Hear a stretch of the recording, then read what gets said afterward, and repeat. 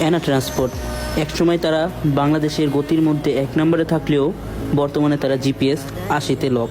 অন্যান্য পরিবহন যেইখানে ঈদের ভাড়া ডাবল করে দেয় এবং 3 ডাবল 4 ডাবলও করে দেয়, সেইখানে অ্যানা ট্রান্সপোর্ট যাত্রীর কাছ থেকে 1 টাকাও বেশি নেয়নি।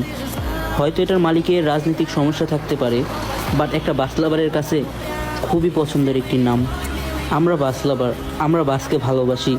আমরা বাসের মালিক দেখে নয়, বাস দেখে বাসের প্রেমে পড়ি। আর অ্যানা ট্রান্সপোর্টের প্রতিটা বাসই খুবই সুন্দর, এবং তারা জাপানি বাস, কোরিয়ান বাস, তারপর হচ্ছে মার্সিডিজ বাস, এইসব দিয়ে সার্ভিস সবসময় প্রদান করে থাকে।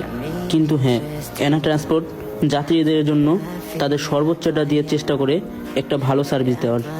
যেই অ্যানা একসময় রাস্তা দাপিয়ে বেড়াতো, রাস্তায় বের হলেই দেখা যেত তাদের বাস, আজ সে অ্যানা খুবই চুপচাপ।